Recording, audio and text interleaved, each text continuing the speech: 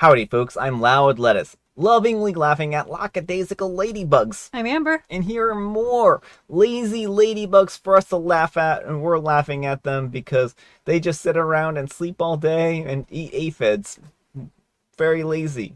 Let's get started. Alright folks, and our first letter is titled, Am I a Jerk for Dumping My Boyfriend After He Got a Surprise from His Ex? So, we have been together for just over 13 months. Me, a 27-year-old female, planning on moving in together in about 4 months when Luke, a 29-year-old male's lease is up. We have been to a load of events together. Weddings, engagement parties, birthdays, and even his grandparents' wedding anniversary party. We were due to attend his friend's wedding in a neighboring country, when a few weeks ago, he told me that he didn't want to go. It was just as I was booking my flight. I asked him why, and he said that I would be bored. I knew his friend well, so it's not like I wouldn't know anyone there. Anyways, despite many heated discussions, he was adamant. This left a bad taste in my mouth, and I felt something was off. So, 7 of my friends and I decided to go for a break at the beach while he was gone, and then extend it to a full week. My friend Jem's parents had a house at the beach less than 2 hours drive away, and the weather was supposed to be good, so we were excited. We were leaving on Wednesday and due back the following Wednesday morning early and going straight into work. I didn't even bother telling my boyfriend. Honestly, it felt like he wouldn't care, and I was on the brink of breaking up with him, but I decided to enjoy my beach break first. I get a call from Anna, a 26-year-old female, out of the blue. Anna was the girlfriend of my boyfriend's best friend, Sam, a 29-year-old male. We had been due to travel with them. So she overheard Luke talking to Sam. Sam was asking if he really wasn't going to bring me to the wedding. Luke said yes because his ex, Lucy, late 20s I think, had finally RSVP'd and she was going and had really been delayed. She texted Luke and told him that she couldn't wait to see him again and had a surprise for him. They had broken up 3 years ago, and she lived abroad, and they kept in touch a little, as far as I knew. Luke was convinced that the surprise was intimate time, as this has been something that has been kind of a running joke with them when they were dating.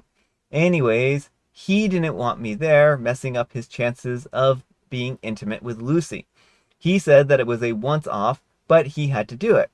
Well, that was enough for me. I knew that I would be dumping him, but didn't want a week off of him texting me or harassing me to, quote, forgive him while I was at the beach, so I held off until we got back. Well, on Tuesday, Luke texted and said that he was sleeping over at mine until Thursday, as he would be leaving early Friday morning and would be gone until Saturday. He didn't ask, he just told me.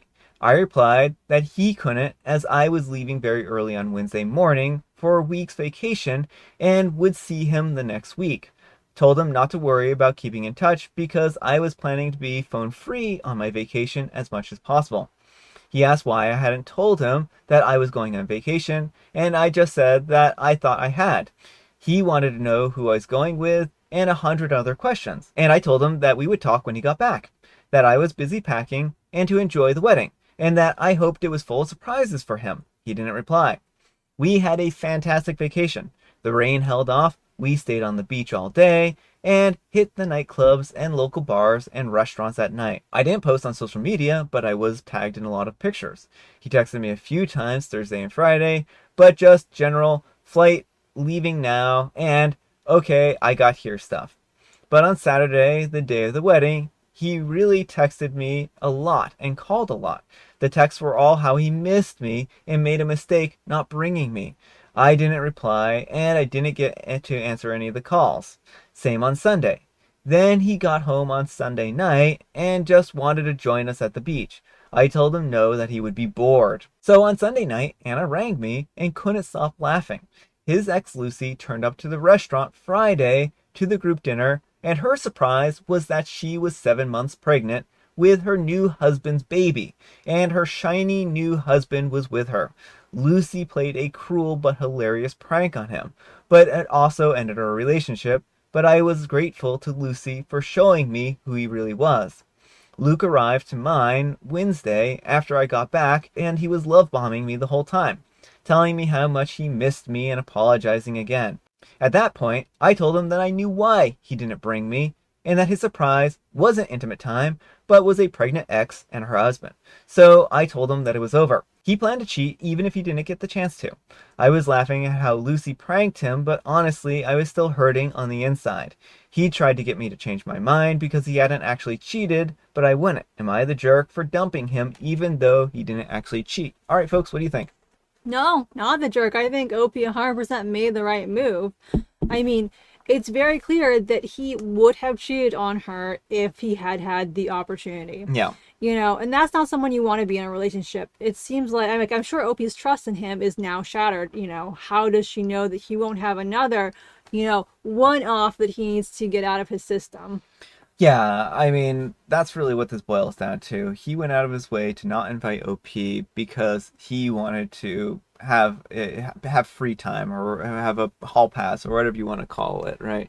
And he just wanted to go ahead and cheat on OP. He had the means and motive. He Mm-hmm. just lacked the opportunity.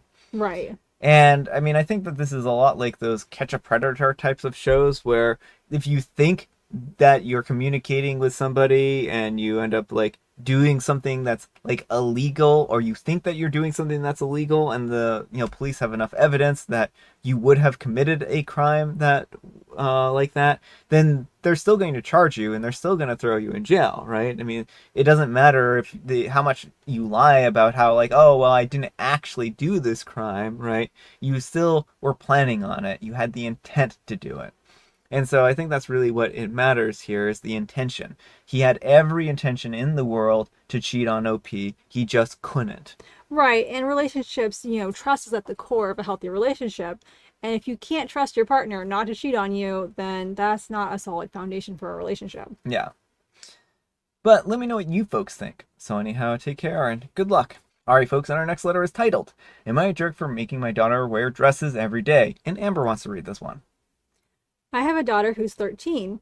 We are a generally conservative Christian family. Our daughter has always been a tomboy. We have started making her dress more feminine for the past 4 years. She'd have to wear a dress to church, but recently, a year ago, I've started to make her wear a dress or a long skirt every day. I want her to be modest and dress feminine.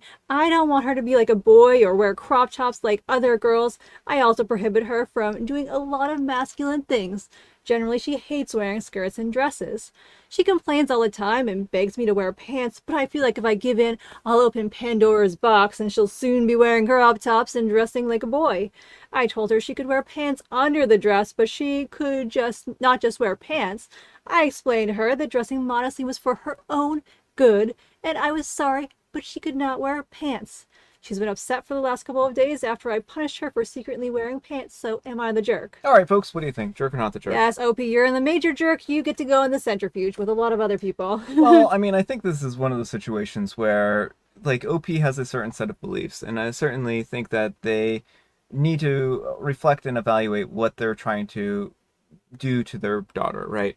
And their daughter is not going to be happy with this kind of arrangement here, and they need to know that this is going to be one of the situations where the daughter is going to deeply resent what they're doing here, and it will probably eventually lead to being like no contact with her because this is going to breed a lot of resentment. I mean, when I was the daughter's age, I hated dresses and skirts with a passion. If my parents had forced me into them, like, yeah, it would have just been like horrible. I would have hated every minute of it, and it would have like just, ruined everything for our relationship. And like children are their own people. You have to let them spread their wings. This whole like gender roles are nonsense to begin with. Oh, I'm not going to let her do boy things. Like, what even is a boy thing? You know, math, driving trucks, like I don't know. None of it requires you to have a certain anatomy to do though, like Yeah, I mean, I think in our day and age, there are a lot of roles that people kind of claim are, for one gender or another, right? But if you actually look at history and look far back at history, you can see that oftentimes jobs that are now considered feminine were once considered masculine and other way around too, right? And like take cooking for instance, right? Like a lot of people for a long time, were like, oh, women are the, cooks, right? But that's actually, vacillated between men and women over the decades, over the centuries, right?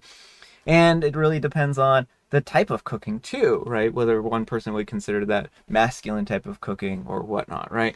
Right. And so I think that you really need to examine why you feel like something is masculine and why you feel something is feminine. And certainly, like, I think that OP needs to do a lot of reflecting and, think about why they feel that it's so important for their daughter to wear dresses over pants. Like, why would, if they were looking for modesty, right? Why would a dress be less modest than pants, right? Wouldn't pants be even more modest? Yeah, I don't know. It's some sort of like weird gatekeeping. Oh, well, she'll become a boy if she wears pants type of deal is what it seems like. So I think that they really need to reevaluate this because it doesn't seem like pants to me would be less modest than a dress. I just don't see it. I really just don't see it. But let me know what you folks think. So anyhow, take care and good luck. Alright folks, and our next letter is titled, I'm a 25-year-old female and I just found out that my boyfriend, a 28-year-old male, bet $5,000 that he could get me in bed. What should I do? I'm a 25-year-old female and I met my boyfriend, a 28-year-old male, 3 years ago in a bar. It was literally the best night for me. I was celebrating with friends that I had graduated from college. He bought me a drink and the rest was history. We moved in together 2 years ago. While moving, one of his friends made a comment of, "Oh, who would have thought all this would happen after our conversation?" I just ignored it and moved on. 2 days ago, I was at work, and one of his friends works with me. It was weird because at first we never eat together, but this day he came down to eat lunch with me. He started saying how gentle I look, how I was the purest person he has ever met. To be honest, I was confused. He then said that he had to tell me something. He told me that my boyfriend was planning on proposing, but he can't let him do that. He said, when we saw you, you looked innocent enough, so we bet that one of us will be able to get you in bed first. The bet was for $5,000. Well, after a month after we started dating, he did get me in bed. And apparently, he told them and he got his $5,000. Well, I felt betrayed and confused. I haven't told my boyfriend about this conversation. He is on a work trip and coming back tomorrow. Apparently, he has planned something very special for tomorrow night. Since it's our anniversary, I feel used. Does he really love me? If it was just a stupid bet between friends, why not tell me after so long? I should be in on it. Should I tell him tonight? Update 1, thanks for all the advice. I couldn't wait anymore, so I did call my boyfriend and I told him that I knew about the bet. Well, he said there was more to it. They did bet the money, but he never took it apparently. I told him that I needed space right now and that I can't even talk about this over the phone. He said that he'll explain everything and not to fully trust his friend. He then texted me that he loves me and to have faith in our relationship. Also, I was never friends with his friend. He just recently started working in the same hospital that I work in. I did throw up after my conversation with him. I am still disgusted, and I know that I'm worried because of his comments that there's much more that I need to know. I will try to update after I talk with him. All right, folks, what do you think? Oof, I feel really bad for Opie in this situation. And I don't know that I have good advice here. Like, you know, she should talk to her boyfriend, and he's going to give her more information. I guess you have to weigh the motives of all these people in the party. Is there anyone in there who is kind of like a neutral third party you can talk to? Because obviously, boyfriend is invested in this relationship. He is not a neutral person to get information from. The friend, I'm wondering if they might be wanting OP for themselves or something like that. Like, so I don't necessarily fully trust their motives either. So it's kind of tricky. Like, who do you even talk to? Who do you trust? Yeah, I mean, I think this falls under kiss and tell type of thing, right? Like he shouldn't be out there bragging to his friends about Mm-hmm. sleeping with you, right? And I do think that that's a betrayal of trust. Now, it does seem like he loves OP and that this relationship isn't solely based on the money type of thing, right? This isn't like a bet that he has to continue on until the end of time in order to like collect or something like that, right? So I don't think that this is a situation where I think that he loves OP and maybe the the bet originally may have spurred him to start dating OP. And then after finding out that she was actually like who she was as a person, he wanted to stay with her. But I think that there's a lot of kind of gross stuff about that. Right. Yeah. Well, one, why didn't he ever communicate this to her? I mean, Mm-hmm. that's, I think, the most important question. I know he probably wouldn't know she would be upset about it, and that's why he didn't tell her. But, like, you need to be straightforward and honest with your partner. You can't hold those kind of secrets, because then situations like this happen. And then, like, if he did take the money, because we don't know now, one person's saying he did, one person's saying he didn't. Mm-hmm. That's really gross and questionable. But even if he didn't, if he told his friends that, oh yeah, look, I won the bet, like, that's also really gross Yeah. too. So, and the fact that they're like, oh, well, this girl looks so innocent. I bet like one of us will be able to like sleep with It her. says Like, something about the character of the group of mm-hmm. them. Like, they just saw this woman who looked innocent and naive, and they're like, oh, let's get her into bed, let's corrupt her. Yeah. So, yeah, I think that the whole thing is pretty gross here, and I don't blame OP for feeling very upset and very confused. It might be worth talking to a counselor to kind of work through some feelings here. I think there's going to be a lot to think about, a lot to work through, because it's just a difficult and complex situation. But let me know what you folks think. So, anyhow, take care and good luck. All right, folks, it is tea time. Grab your beverages of choice. I've got some tea right here, and Amber, she has a jovial Bobstein joke off the top of her head. Yes, I forgot to bring the joke book over, so I had to try and remember one of them. What is a werewolf's favorite hotel? Oh no, more werewolf jokes. Is this like a werewolf section of the book or something like that? No, it's like monsters on vacation. Okay. What hotel did he go to? He went to the Howling Good Time Inn. Howl a day The in. Howl Day Inn. I was almost there. I was almost there. And I have Mega Mint.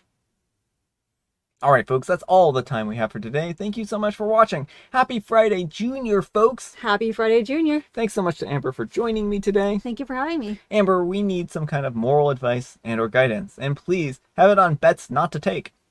Don't make bets that involve using another person. Yeah, yeah, using people is bad. Mm-hmm. Thanks so much for watching, and we'll see you all tomorrow. Bye.